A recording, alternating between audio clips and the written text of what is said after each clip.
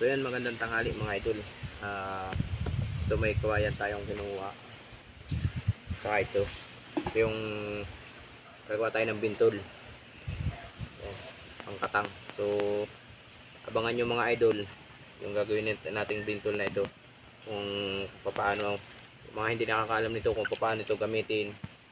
Kasi alam ko maraming nakakaalam din itong gantong ori. So ito pong ginagawa kong ito, katulad nito, bayog yan, bayog. Kawayang bayog. Yan yung matigas. So ang gagawin ko po ngayon ay bintol para panghuli ng alimango, patang. Yan, abangan nyo yung panghuli natin ito. Ito ang gamit, katang ang ating uhulihin. So bali ngayon po ay nagkakayas pa lang tayo ng kawayan.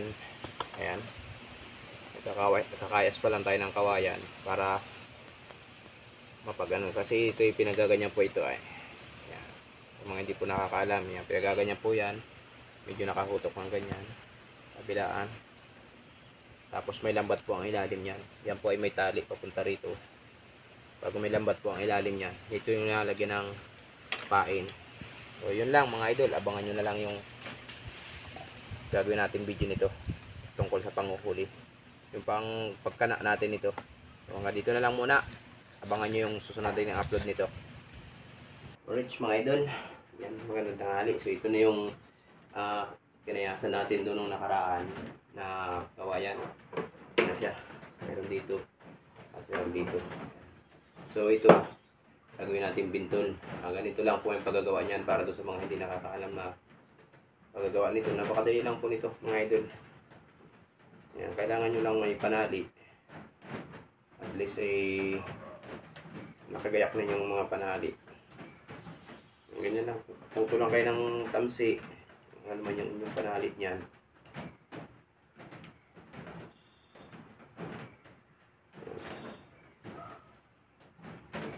Ganyan lang. Patalian nyo lang yan ng ganyan. Yun o.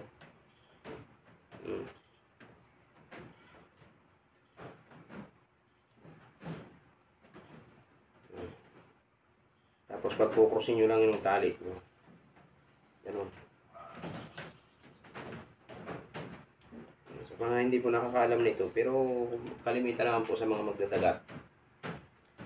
Mga nasa ilog, yan, kalimitan naman po dyan ay alam nila yung mga paggagawa nito. Mga basic na lang sa kanila itong ganito. So ito lang pong video ito para sa mga hindi po nakakaalam. At syempre, sa mga nakakaalam naman, kung ayaw yung panoorin yung ating video, skip nyo na lang. Kung gusto mo naman panoorin yung ating video, at gusto mo rin makatulong dito sa ating page, sa ating YouTube channel, ay paki-share mo naman. Yan, tapos ilalak nyo lang po yan ng ganyan. Yan.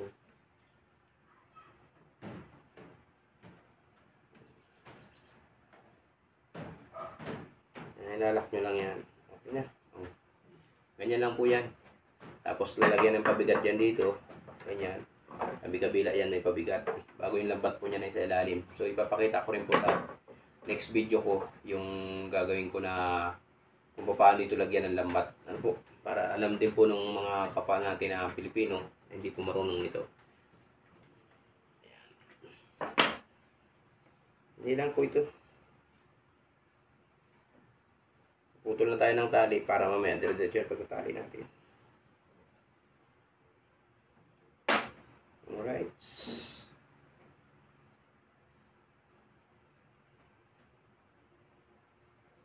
Buhulan mo lang yung kabilang dulo, lagyan mo ng sikuti. Lagyan mo ng ganun para paglapat mo nito. Tandaan nyo lang po yung sukat, yung haba, kabilaan nito. Para paglapat ninyo ay ilalagay nyo na lang, ganun o. Para pantay po yan kabi-kabila, pantay ang dulo niyan. Kahit sukatin yan, pantay po yan. Ganun o. Ganun lang. Ganun lang po yan, balik-balik lang. Para maipagtali lang siya. So yung iba pong video nito ay siguro next upload ko na lang po. Kaya nang ito po ay medyo mahaba-haba. Kaya kailangan po natin ay siguro sa susunod na video na lang ulit yung paggagawa ng lambat nito.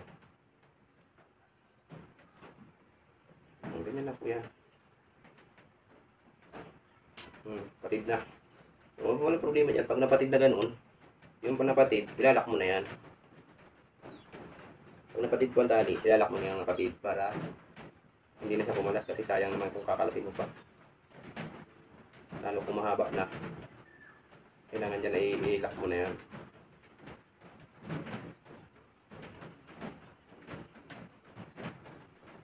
Ganyan po yan. Ilalak na natin siya.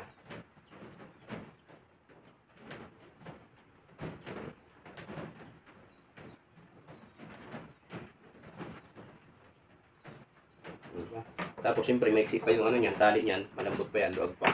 Babalik natin ito. Kalusong. Tatalian ulit natin siya na bago.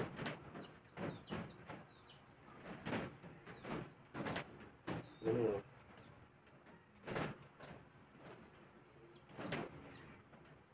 Yan. So ganun ulit, tali ulit tayo.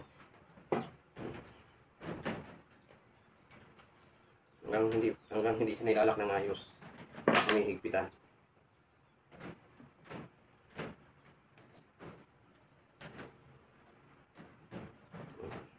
Tapos kapag ano naman, ayan, ganyan naman ang pagkakatali. Tapos kabila naman, para may kontra-kontra, ibig sabihin para hindi siya gumagalaw talaga. Medyo napahaba lang itali ko nito. Pero okay lang yan, mas maganda yung mahaba. Para talagang naka-safety siya, nakasikuti. Alright.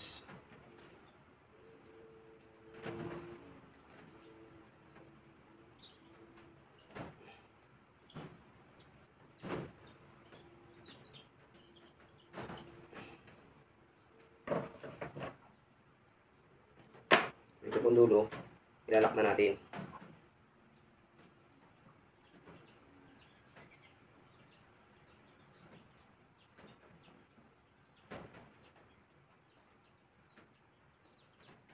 Yun o.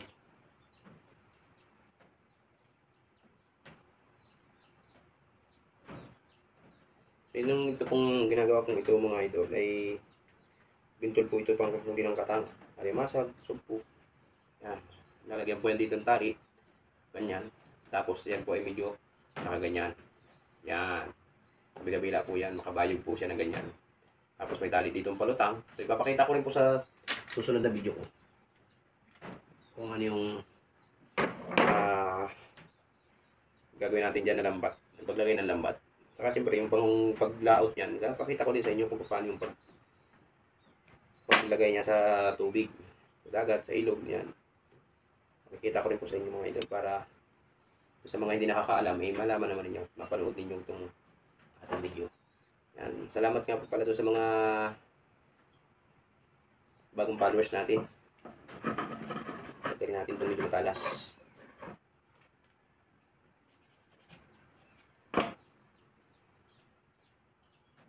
Mga bagong followers, mga bagong subscriber. Thank you very much po sa suporta.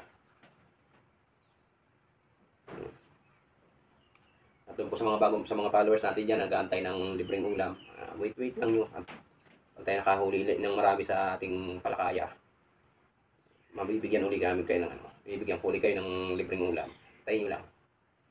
Yun lang po yung pag maraming huli kasi yung palakaya, yung baklad ko, ay namimigay ako ng pang-ulam ba, libreng pang-ulam para hindi sabihin ay share sa blessing. Yun lang po yun. Alright, tapos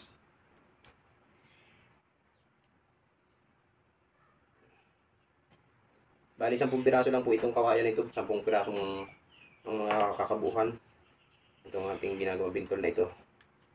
So sa susunod po ay gagawa po ulit tayo para medyo marami-rami yung ating itutug pa. Para hindi ano. Nagawa na lang po ako nito at para maumpisa na.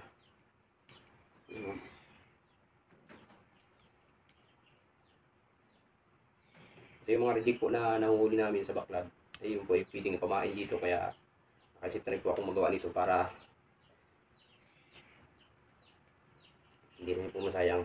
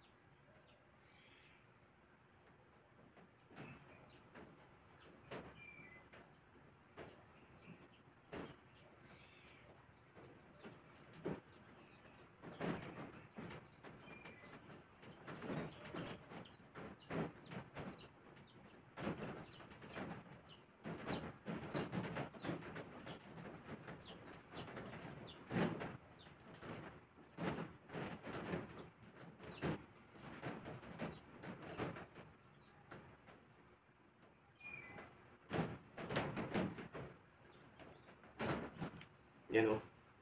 Ganyan. Ganyan lang po yan. So yan. Para tayo ng 4. Ganyan lang po yan. Tuloy-tuloyin lang natin yan hanggang sa ano natin.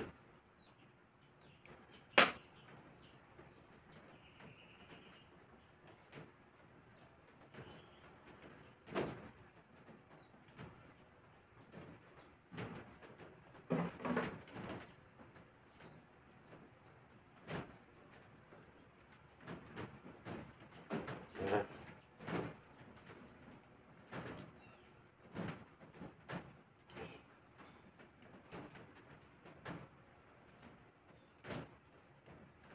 Kung ganitong paggawa nito, ito po isang paraan para makahuli ka ng alimango. Kasi ang iba po, napapansin ninyo, yung iba nanghuli ng alimango, mga nandudukot sa butas. Eh, okay naman po yun kasi marangal na trabaho yun. Ang isa lang ano doon ay delikado kasi hindi mo nalalaman yung palang butas na dinudukot mo ay kubraan laman.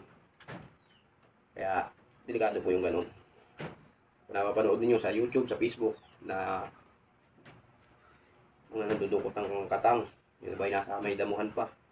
Hindi mo alam kung ano yung dinudukot mo na doon. Kala mo katang, kubra na pala.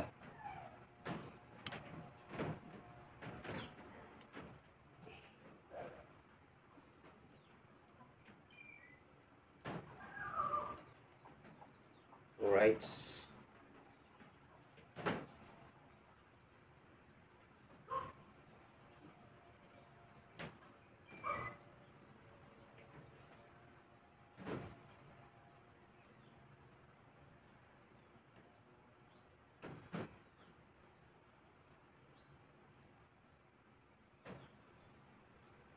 Okay.